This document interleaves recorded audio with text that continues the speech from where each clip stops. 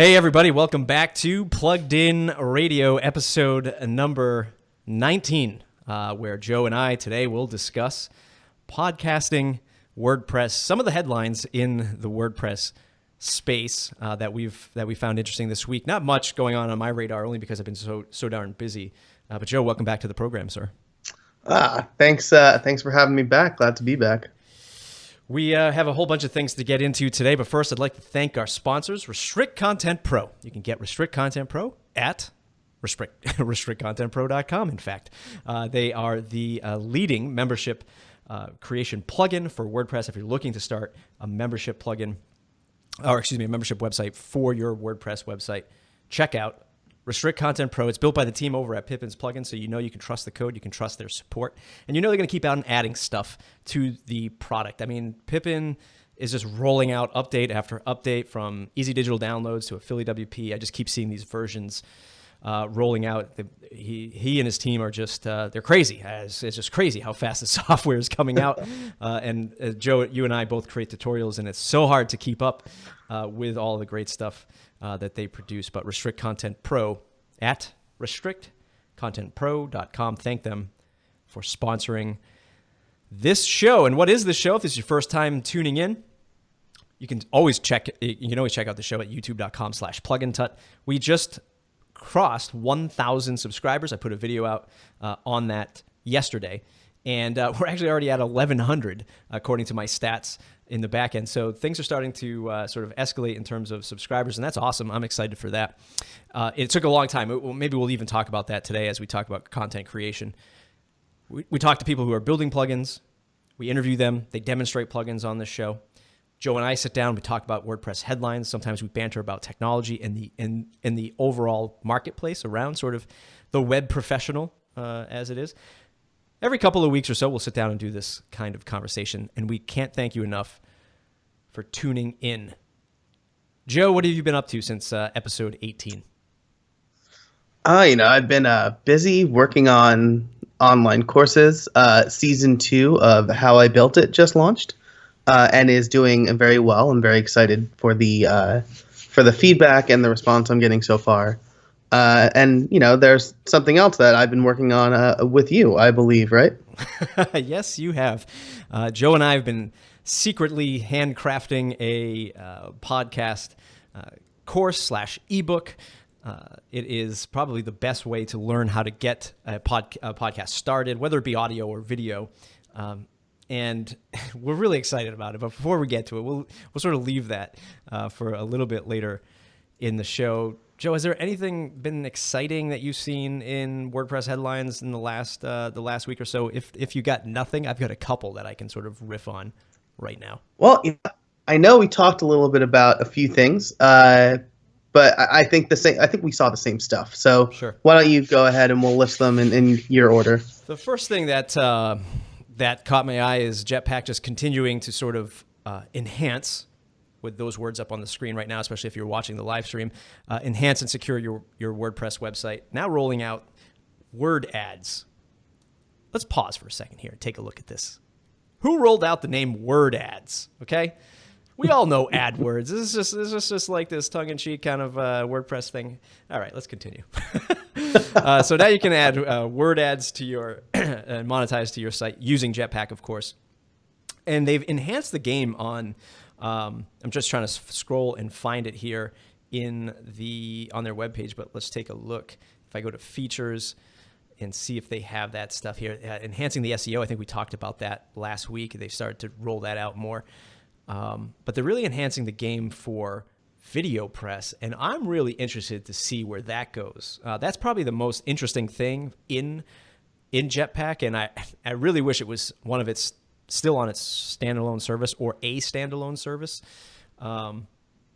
because I'm really excited to see what they can do with the customization of video, the video player, statistics, that kind of thing, and sort of really making your content much more rich with video.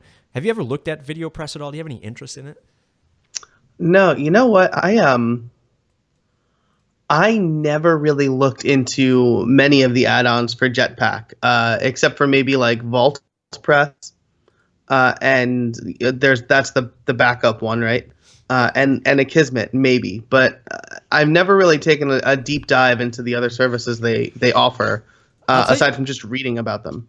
I mean, I'll tell you why it's so darn interesting to see where they go with it is because if you look at like a Wistia account, which is a hosted video service, I love it, but it's just darn expensive, especially if you're just starting out. If you want the statistics, let me just see here. I got their pricing up. The premium for $100 a year, you get 13 gigs of storage using VideoPress, and you can customize the player of VideoPress to sort of match the branding, look and feel of your site.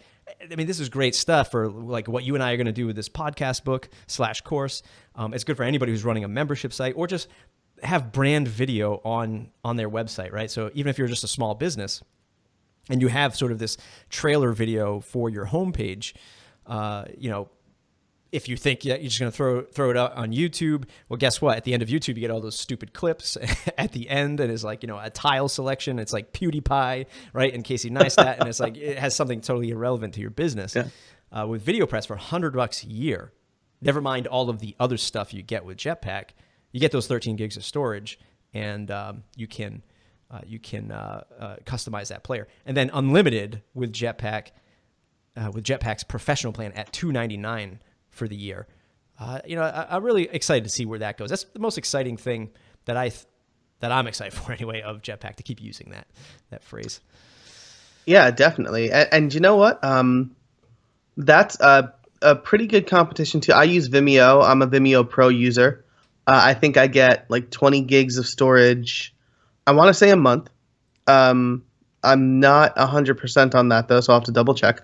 Either way, it's $200 for the year. But if you're not uploading massive amounts of videos, and this is great, $99 for just video hosting, and then the other stuff you get along with it. Because you're right, YouTube is great, but if people want branded videos or if they want ad-free videos, then you need to shop around somewhere else. And if it seems like a nice waypoint between something like YouTube and Vimeo Pro. Waypoint. That's an interesting word. Do you listen to the Waypoint podcast put out by Vice Gaming? I do not. All I know is I'm really bad with colloquialisms. Like I'm like that character in a sitcom that messes them all up. So nice. By the way, folks who are watching the live stream on YouTube, if you have any questions, go ahead and drop those in the live chat. I am actively monitoring that and trying to monitor any of the comments that come in on Facebook. So that's Jetpack. That's one of the headlines that caught my eye. I know we've talked about that for a long time. The second one that caught my eye is my good buddy Jason's Postmatic is a plugin that I use on the Matt Report, and it's a great way to engage in comments. Again, I got that up on the screen here, and it sort of takes over your comments section. I'll sort of distill it to how I use it. You can sort of get people to subscribe to comments. You as the blog owner and even the person who comments, you can reply to these comments through email, which makes it super easy. But as the site owner, I can customize my sort of blog digest that goes out and the comments that go out. It's a great way to sort of, just up the game of your sort of engagement and branding if you have a website that does a lot of content, right? And a lot of comments at the same time. And I've known Jason for a while. We've been talking back and forth at a lot of the WordCamps and whatnot, and he finally took the most important nugget out of Postmatic and created a plugin called Replyable. And it's now going to be the two-way email commenting only, right? Commenting and notifications only. And for now a fraction of the price, $3 a month. He might even have an annual plan. If you click this, let's just take a look to see if there is an annual plan.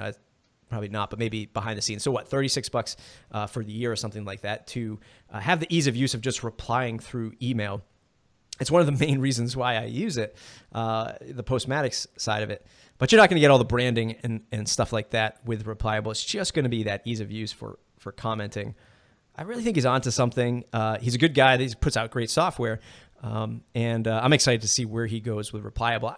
I can't believe we haven't seen more engagement tools like this or commenting tools like this for self-hosted WordPress. I mean, there's Discuss and another one that I can't think of right now off the top of my head, but they're sort of slimy in their ways, right? There was a time where we found out that I think it was Discuss. Correct me if I'm wrong, but they were sort of injecting their sort of their affiliate links, just to kind of paraphrase it. But they were sort of saying, hey, if somebody clicked on this site and you mentioned a product, it's going to actually scoop up the affiliate for that and apply it to them. Sort of shady practices. Now they're doing sort of sponsored comments or ads or something like that. I don't use it anymore. I just don't need another thing sort of, matrix style, deciphering all my content and reusing that in their ad network. It's already crazy enough out there. But I mean, have you looked at this at all, or do you have any other commenting plugins that you do use? No, and what's really interesting is I kind of assumed that you could do this with WordPress already. But I mean, it's just functionality from Basecamp, I guess, from using Basecamp. So this is great. I mean, people talk about how email is dead and it's terrible to use and this and that, but here's the dirty little secret, right? Everybody still uses email, and you're checking your email. If you can reply to comments right from your email, that's one less place you need to go. So it looks like a great service. It is very like Basecamp-esque in that way, in that you can manage everything from a place that you're used to managing things. So I'm very interested to see where this goes. It's pretty exciting. So it's one of those other things too, that managing comments for WordPress is not easy, right? So throw out all like sort of the email thing aside. I mean, just managing comments on your mobile device, I should preface that, on your mobile device is not easy. I mean, you'd have to be logged into the app. I mean, how many of us, I don't ever log into it on my iPhone for sure. Every once in a while, I'll use it on my my iPad if I'm just like outlining a post or something like that. But managing comments on the go is sort of something that, I see the email come in. Well, I use Postmatic now, so I see it, and all I have to do is hit reply, and it approves it. Before, I'd have to be like, okay, I see the comment. Now I have to like wait till I get to my computer, log in, approve the comment, reply. Now I can approve it, reply, and do all that stuff. The other thing too on the Postmatic side, another reason why I like this is those branded sort of digest, right? So WP Tavern uses this, I believe. So I can subscribe to comments and I can get that conversation. In the beginning when Postmatic launched, it was a little chaotic because you were getting all of those conversations, all of those updates. And I was like, oh my God, like this is just, now it's too much. It's overkill. Now it's too many emails coming in. Jason's made it smart enough now to where the system will actually just give you digests and sort of get a little bit better, right? At saying like, you don't need all of these comments right now. I'll send them to you. Maybe when the trend dies down a little bit, then you'll get the digest and then you can go in and reply. In the world of AI, not to get way off track here, and machine learning, this is interesting stuff, right? To see like content curation, comment curation, moderation, that kind of thing, get smarter and make it easier for folks like you and I, because all we do is get alerted from these stupid phones. There's always an alert going off. There's always a red sort of indicator that says you have 3,000 emails. And having something that sort of eases that stress a little bit is satisfying in my mind. Oh, absolutely. I mean, I get it's New York Italian. I use the word agita instead of heartburn, right? Or like it gives me like anxiety, right? So when I see a bunch of notification buttons or alerts or anything on my phone, it gives me agita, right? Like my wife doesn't like clean out her inbox. She has like 1,000 unread emails. I couldn't handle that. So anything that's going to limit the amount of notifications I get is okay in my book. Oh yes. Oh yes. I hear you on that.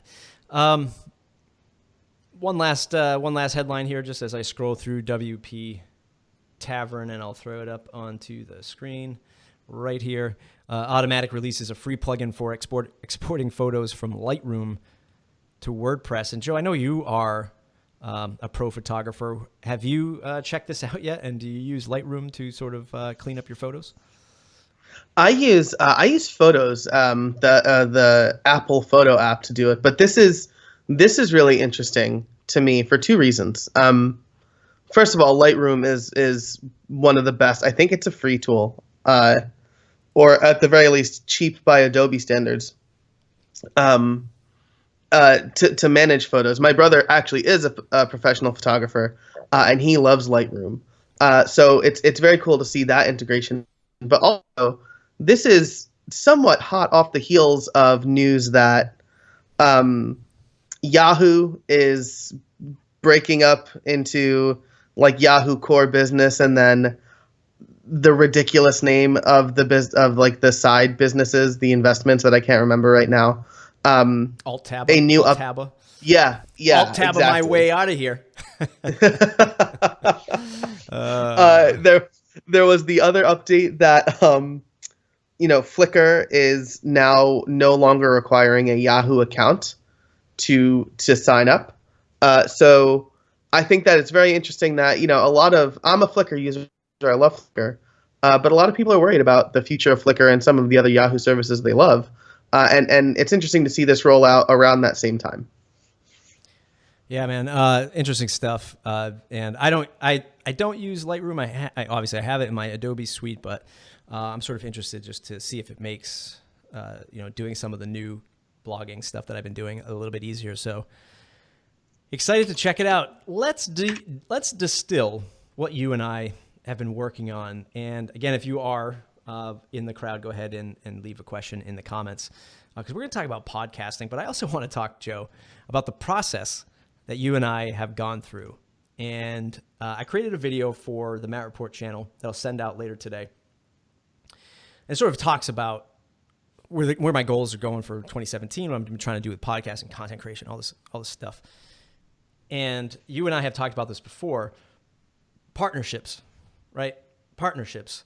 I feel like I see in the WordPress space, especially open source. And again, I'm no developer. I just know how developers are. And I see a lot of developers sort of building their plugins their own way and sort of, I don't want to say struggling, but they either don't have enough time to finish something and they're just like, oh, woe is me, and I can't finish this kind of thing. And I just don't see enough people coming together, especially on commercial ideas, right? Not maybe the free stuff, people come together and they sort of commit time when they can. But I see a lot of people with great ideas that don't come together and join forces with people who have either similar ideas or similar business models. So let's stage what happened here. We both run podcasts. Yeah. We both do this show. You had an idea for a product. I had an idea for a product. And we said, let's just do it together. What was your idea? So I wanted to do, I started How I Built It in probably around July is when I came up with the idea. First episode launched in late August. And before that, I had done a podcast called the TIL Podcast. It's not online anywhere, I don't think. I can't find it, at least. But it was not very popular. It was like a talking head show. It was like a panel discussion, and it didn't really work out. So coming into this, I had a lot of questions about, like, where did I go wrong? What do I need to do? What tools should I be using? And I didn't find a really great resource to kind of figure out to help me, right? Luckily, I talked to the right people. So I wanted to put together almost like a checklist, like a quick sheet. These are the things that you need to get up and running with podcasting. So that was my idea. Sorry, I thought you were going to continue with that. I was reading the chat room. So yeah, my idea was I had actually already started to outline a full-fledged sort of course for podcasting, and it was something that I had been I probably registered the domain 7-8 months ago, and it was something I was slowly always like dabbling in when I had some downtime, which is hilarious. But more recently, in my local community, a lot of people have been coming to me to say, how do I start a podcast? I know that you do that. I've been teaching a few sort of like 101 workshops at my co-working space. And I was like, I think I'm going to roll out a sort of full-fledged podcasting course, and which would have been like, and has been like super intense, like thinking about all the courses and all the content I have to create and doing all that stuff. And then you were like, I got this checklist idea that I'm going to get done like tomorrow. And we said, well, how about we just combine both of those efforts? And we ended up with an 85-page, 5-chapter ebook. The difference is we took a different approach to it. Is it's a question and answer kind of book. So you and I sat down and we were like, well, how are we going to tackle this? We're both super busy. We're both, have our have our day jobs, and we have our side jobs, and then we have our side jobs. How are we going to put this together? We gave ourselves 1 week to accomplish this. And I think we'll talk about sort of the real nitty gritty and technicals of how we did all this stuff, maybe in a separate video. But the point was, you and I both came up with a goal, 1 week. You and I both split up our responsibilities. You and I both did the work, got it done in just over a week, but that wasn't all of our, it wasn't all of our, I guess fault is not the best word, but there was some things that popped up that we couldn't avoid. And the point is, partnering with somebody was so much more refreshing to get the work done. Like when I was building it, so my job was to go and like sort of build the back end of the site, put the sort of call to actions together, install the theme, get all that technical stuff set up. You were doing the book. And while I was building up the site, I was like thinking to myself, man, I hope, just like in the back of my mind, I'm like, man, I should be working on that book. And I was like, no, I don't have to. Joe's doing that. It's just so much more, refreshing. I don't know if that was my take. I don't know about how you felt on the whole process. Yeah, I mean, it was great because we gave ourselves a week, but we managed in like 10 or so days. And it was great because we started a Google Doc on a Friday. We worked out the content and the concept, which was question and answer style, by like Sunday. We had the questions answered by Monday, and then we basically had our book's content in short order because it was questions that we knew from months or years of research that we were able to distill. And then, like you said, you put together the site. I was tasked with something I've been very interested in, but have never done before, which was lay out an ebook. I was really nervous to use Adobe InDesign, and we'll get into the technicals later, but I found a different way around it. We put it all together, and we got it edited in time, and it was, I mean, like you said, I was working on the book. I didn't have to worry about the site, and vice versa. It was really nice to work in tandem with somebody that you know and you trust. That's the biggest takeaway for me, and I'm really kind of excited to see where it goes. And the takeaway is I just have like this desire for other people to do the same thing, because I see so many people sort of working on the same kind of products, the same ideas, the same memberships, and it's like, just work together, people. It's going to be so much. It's going to be so much easier if you do. The website is podcast.win, www.podcast.win. It's up on the screen right now. It's an 85-page ebook, 5 chapters. And like we said, we go over the 23 or 24 burning questions that you and I have received from, some of the people that we actually previewed the book to, questions that you and I have received in the past from other people interested in starting a podcast. And it's like a 2-for-1, right? It's a 2-for-1. It's the cheapest, best ebook I've ever seen in my life, because it's 2 people sort of just saying, here's the answer to this question. And you and I sort of differ on some things. Microphone equipment, use video, that kind of thing. And it's really just pulling in 2 different points of views, and you're really getting, I'd say, 2 ebooks for the price of one. It's pretty amazing. For $25, it's all of your questions answered in one place. And I don't know. I'm excited for it. I think other people who use it and read it are going to be excited to start their show. Yeah, absolutely. I agree. And the big thing for me was these were questions that I needed the answers to when I first started my podcast. And again, I didn't have a single source for them.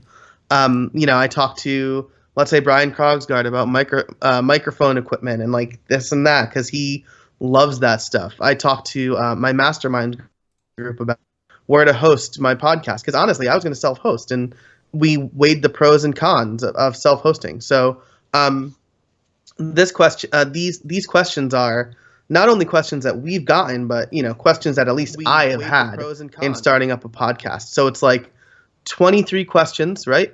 Plus a checklist and a couple of other, like Matt said, he and I differ on a few opinions, but we do make a master recommendation for you. So that you don't have to, you have our input, and then you have, this is what you need. Go off and make a podcast. So for people who are out there that want to start their own ebook, not even talking podcast right now, but they want to start their own digital product. It could even be a plugin, right? It could be a plugin. It really starts with that planning process. So here's another sort of thing that I learned throughout all this was you and I spun up a shared Google Doc. We're both in it. We're chatting on Slack, and we're just throwing out ideas. We are literally just you and I typing in ideas into a list. I think we had probably maybe 50 different ideas written down, and it was just all spaghetti against the wall stuff. Brain dump, and then you and I went back and said, let's go through the list and find what the most actionable items are from our own experience and from what people are asking us in real life. And we chopped out 60% of the stuff that we wrote down because it was just either fluff or real theoretical stuff or stuff that was way too technical to really explain in this context. And just that process. So if you're out there like, oh, I got to get this idea going, even if you don't have a partner right now, so many times I just let those ideas sort of just float around in my head, and I'm thinking about them, literally staring at the screen, just like clicking through tabs and going and just like thinking about my idea, like, oh yeah, I'll do that. Maybe I'll do that. And then you're like, ooh, look at this YouTube video. And then you're watching a YouTube video. Throw out those ideas. And even if you're not partnering with somebody, get somebody in on those ideas with you, right? And just say, and have them sort of be that sounding board. Be like, what the hell is this? Like, this doesn't make any sense, or it doesn't make sense to this type of product. That was like a super key thing that you and I collaborated on. And although very small, I think it really helped shape the product in super short time, which was half the battle with this. Yeah, absolutely. I mean, they say like, when you're in construction or you're building something, measure twice, cut once, right? The digital form of that is to plan, plan it well. And that really helped, right? We had a brain dump, and then we cut out what wouldn't make a good minimum viable product. And we have plans for that content. It's not just lost in the ether, but we set out a goal to get this book out in short order. And we said, these are the questions, that we need answered. And these are the questions that we know the answers to. So, we're gonna put that out. And that's exactly right. Like, working in a silo, especially if you're a freelancer, it's easy to fall into that, right? You work from home, maybe you don't go to a co-working space, maybe you're in a couple of Slack teams, but it's easy to fall into that. I think this is a good idea, and therefore I'm going to pursue it, right? But bouncing ideas off somebody else, whether it be a friend, a family member, a contemporary, your mastermind group, is going to help a lot, because you're going to get other views, and they're going to help shape and ultimately make a better product for you. Yeah. I'd also say you have to know this stuff, right? You have to know. Yes. Yeah. Absolutely. In order for this sort of cadence to work, like the super fast, like done in a week kind of thing, like Joe and I did, you really have to be, doing this stuff and really, I don't want to even say a master, but you have to be very well versed in whatever product you're in. If you're sort of pushing the boundaries to a new area that you're not familiar with, even in like software development, I'd probably say it's much harder to go at this clip to really get the good stuff out. Let's talk about, people might say, well, partnering, how, sure, that makes sense. I think I'll do it, but then it comes down to like business and more so like business expenses and how are we going to do that? Because there's technical stuff we have to build. There's domains, there's websites that we have to build, plugins we have to buy, hosting we have to get, all that stuff. You and I, our approach was 50-50, split it right down the middle. And how affordable can we do this, right? How affordable can we get this done? Starting with the domain, podcast.win, I registered a bunch of domains that day,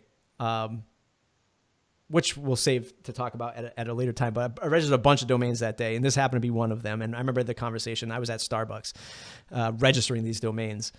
This domain cost me 88 cents. Well, for the first year, right? I was on special, right? So 88 cents, right, to get podcast.win. I mean, it's great because it's like, it has a little fun to it. It's like you can win at podcasting. It's just the word podcast. The hardest part is getting people to remember .win. Yep. But I mean, it's super short ideas like this. If you're shipping an MVP, you can grab a domain for 88 cents and then you and I started talking about, well, we have to get SSL, right? Because we're going to take payments and people want secure websites. Well, guess what? WP Engine has the included Let's Encrypt SSL. And that was an easy win. Right now, we're using Easy Digital Downloads, free, right? Yeah, I mean, it doesn't get any cheaper than that. And right now, we're running through PayPal, right? So we don't have a Stripe account, or we have a Stripe account, but we don't have it set up on this yet. We're trying to keep it at as minimal as possible so that we can see if we can recoup some of this money and then reinvest it into there. Did you on the actually producing the book? What were your sort of wins in the cost area? Yeah, so wins in the cost area there. I mean, that was mostly time, but I was trying to find, I'm a front end developer. I'm in a weird position where if you're a back end person, you think I'm a designer, and if you are a designer, you think I'm a back end person. That, I think, is what defines a front end developer. I am not a designer, but I tried to find a good a good template to work off of, because I mean, just like with a website, the content is the most important part. So I'm looking at these. I found a few. I'm looking at a few free templates for InDesign, and I noticed that there were these PowerPoint slides that looked exactly like the InDesign template. I did some more reading, and I found that, hey, I could design this book using PowerPoint. So I don't know if that's a trade secret or if people will like poo-poo on that, but I think the biggest win for me was I was able to lay out our entire book using PowerPoint. I used my favorite fonts from Google Fonts, which happen to lend themselves to reading, because they're both like these nice serif fonts, or one's like a nice display font. But I think that was the biggest win for me. I found a free template. I used a couple of free fonts. I used screenshots and images that we had taken of our setups. And so as far as how much money the book cost to put together, none. Like, I already had PowerPoint. We had the images that we were going to use, and I used fonts from Google Fonts. One of the things that we were kicking around in the beginning, which we actually recommend in the book to use for like artwork and featured images and things like that for maybe your blog posts that sort of coincide with your audio, is Canva.com. And Canva.com has some fairly affordable book layouts, right, for ebooks and things like that. But they were still, once we started rolling with something this size, I think it would have been great for maybe your checklist idea. Probably would have got that done fairly quick, with a very lightweight, certainly not 85 pages or 80 or so pages worth of written content. But Canva.com has those sort of templates already, set up for you. And I would say that if you're doing something like this, but it's a lot shorter of a product, 12 pages maybe at most, maybe looking at something like Canva.com to do that.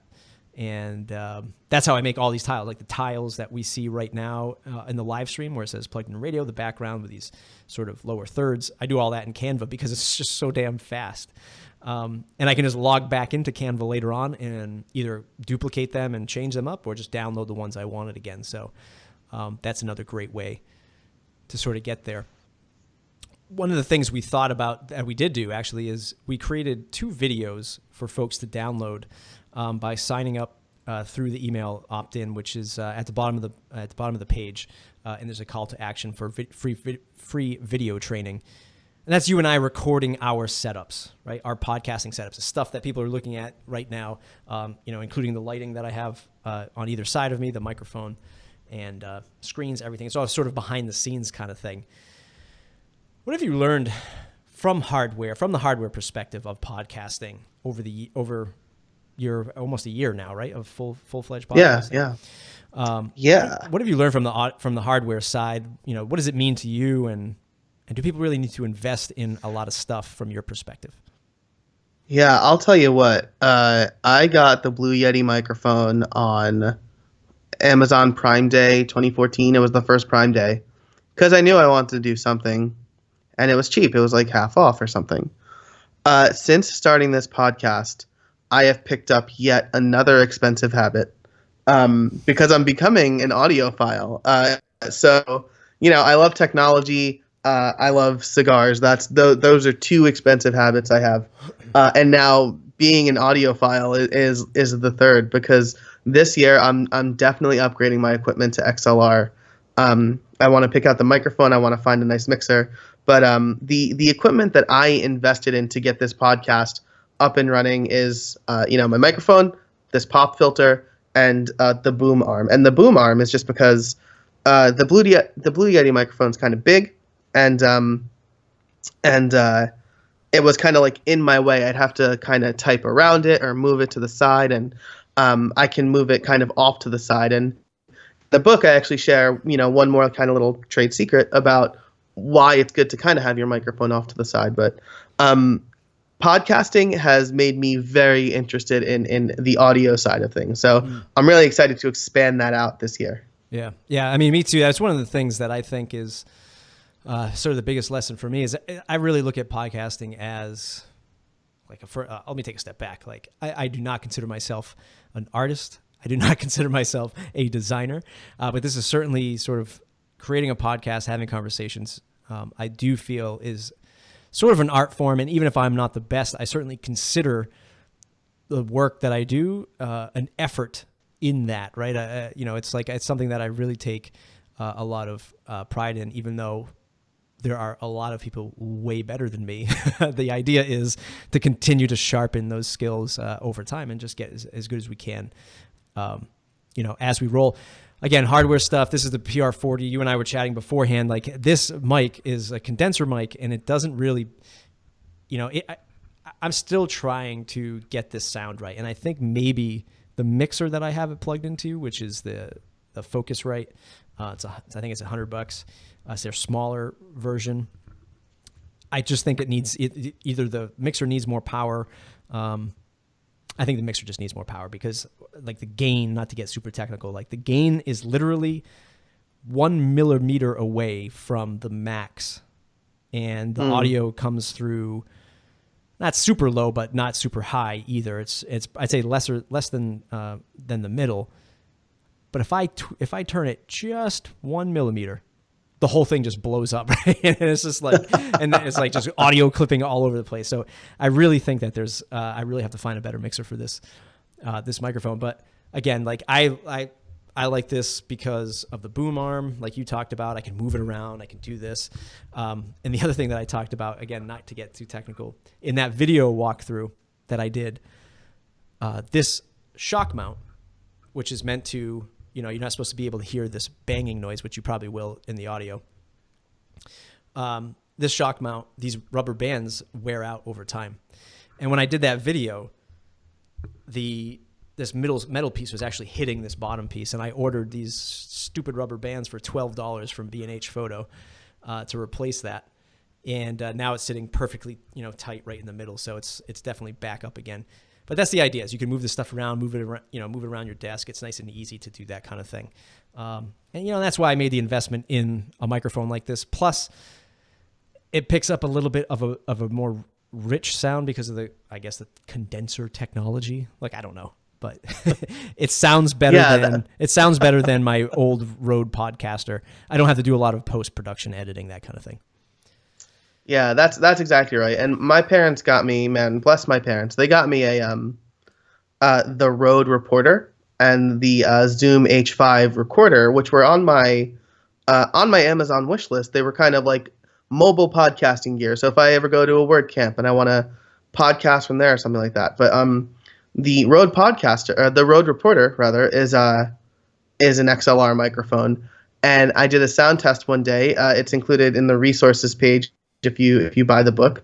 I kind of do, this is an audio test with my Blue Yeti. This is an audio test with the Rode Reporter. And the sound is, it's a lot better on an XLR. Yeah. Not to say that this is bad. And if you listen to both of them, maybe several hours apart, you probably won't even think about it. Kind of like how you're in Best Buy and you're comparing TVs right next to each other.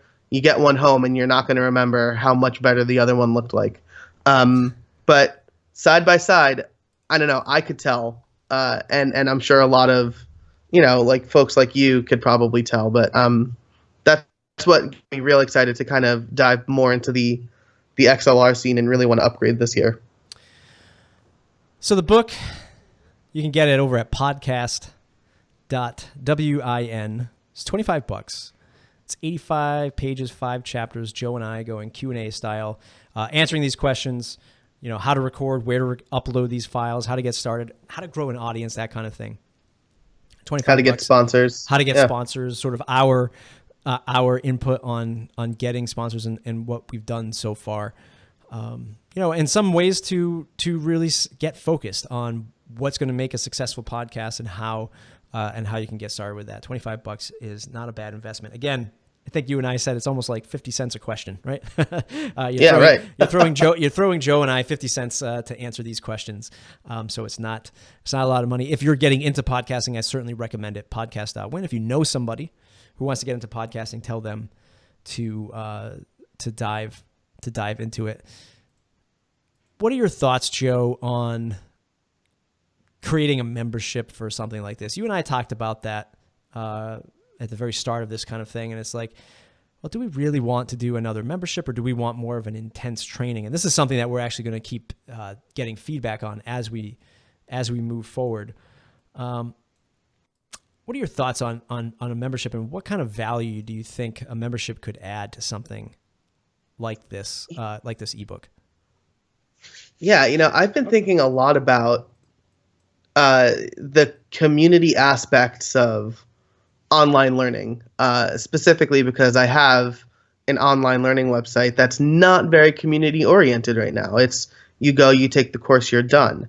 I've spoken to Troy Dean and a few other people about the power of community with online learning. So I think if the most important thing is providing enough value, but if we can bring together a community of podcasters, right, or people who want to start podcasting, I think that can provide immense value. Almost, you used to have like these clubs, before the age of the internet, people would go and hang out with each other and maybe pay dues or fees, and you still have meetups that kind of do that. And an online community of podcasters through a membership site could be very valuable. Hey, I'm using this now. What do you guys think of this? Hey, I'm thinking to upgrade my equipment. What do you think of this? Oh, this new software is out. If the membership site offers a tutorial on how to edit with GarageBand and Audacity and Audition, those things could be very valuable for the member of a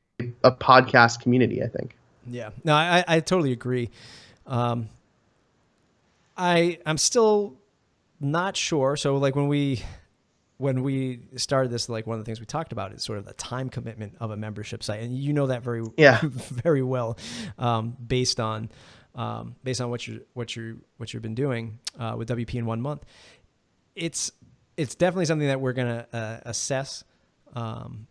I'm sort of one of of the mindset of let's just put out like the best training material possible. And if people are saying if people keep coming back and they keep asking questions, right? And they want more, then I think a membership sort of makes sense.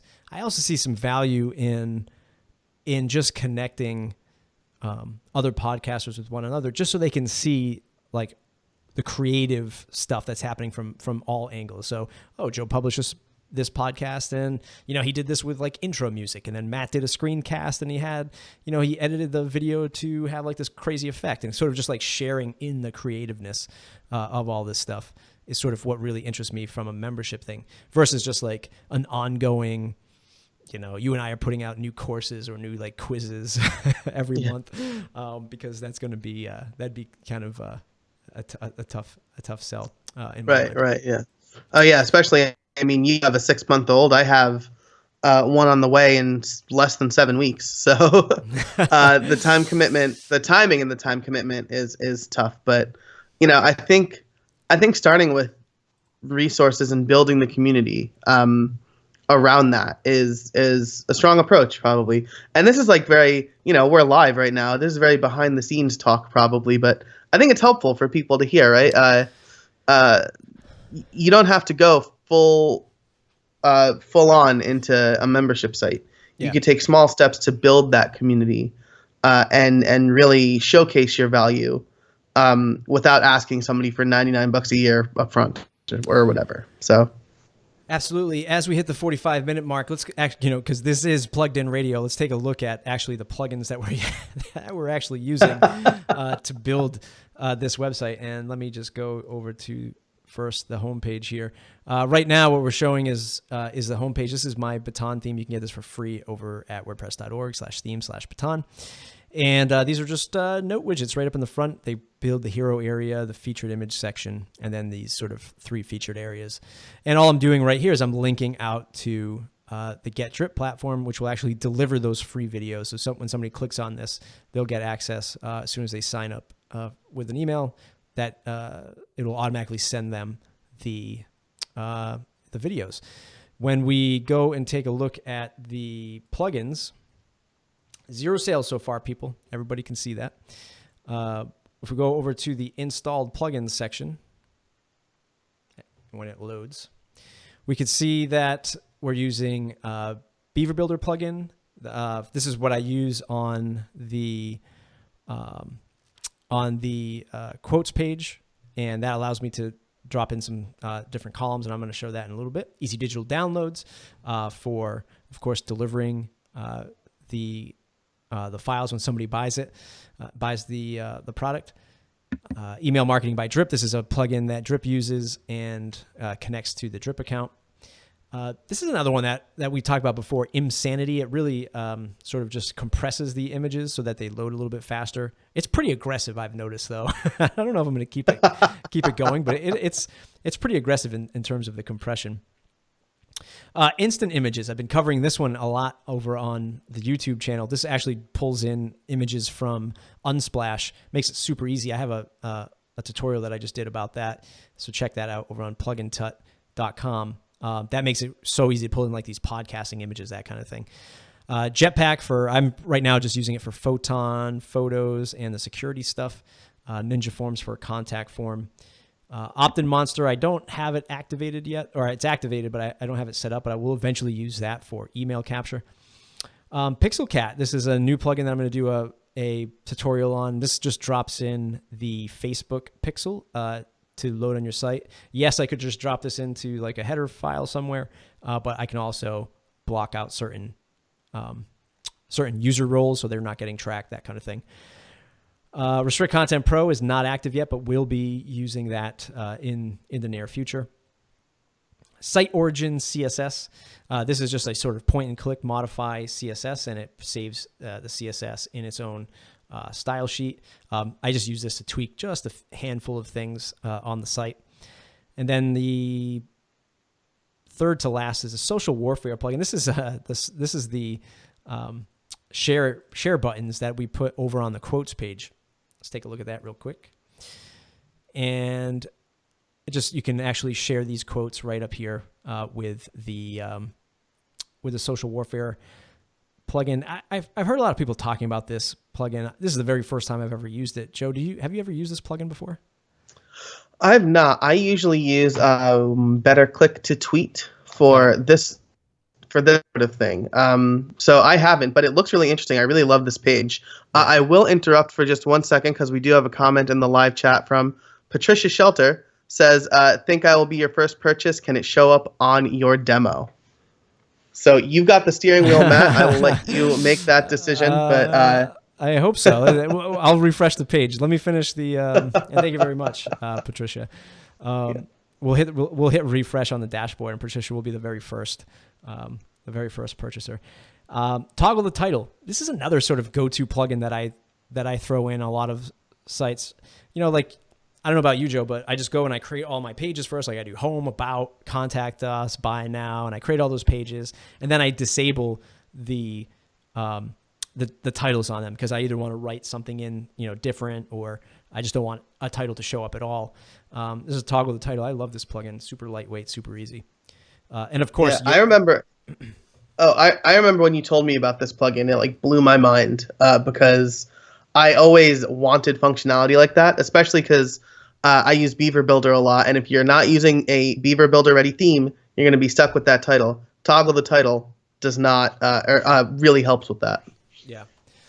So, fun stuff. It was certainly, interesting to set it all up and get it up. This is all done within sort of 1 week. So that was pretty fun. And of course I used Yoast SEO to just sort of get that in there, get the sitemap going, and then just have access. We're not doing much with sort of SEO or content generation right now, but we hope to in the future. That's all I got for this episode, sir. I think it was rather fun, rather exciting. I'm kind of really excited to see where this book goes. Literally just launched it an hour ago. So we will see, where it goes. Any parting words of advice before we say goodbye? I think if you want to start a podcast, I will give you advice. It is to buy the book because it's very good. But buy the book. It's very good. Buy the book. It's very good. But I mean, the big thing is come up with the topic that you're really passionate about. Because if you don't have passion, then it's not going to do well. So, but yeah, that would be my second. That would be my first piece of advice. The second piece of advice is once you get into this stuff, you really have to stay consistent, right? And there are going to be days where, technically things aren't going to work. I mean, God. That's like you and I every single day we start this show. There's something just not working. There's days where you're just not going to have the energy to do it. So, you really got to do it, and you really got to stay consistent with it. And, that's my biggest piece of advice. And of course, get the book, podcast.win, $25 to two guys who make a living doing podcasts and giving you those answers. We'll see you in the next video. Joe, where can folks find you on the web to say thanks? You can find me at jcasabona on most social networks, most notably Twitter, and over at casabona.org and howibuilt.it. You can find me over at mattreport.com, plugintut.com, and subscribe to this channel. If you enjoy shows like this, you enjoy WordPress tutorials, that kind of thing, it's youtube.com/plugintut. Thanks, everybody.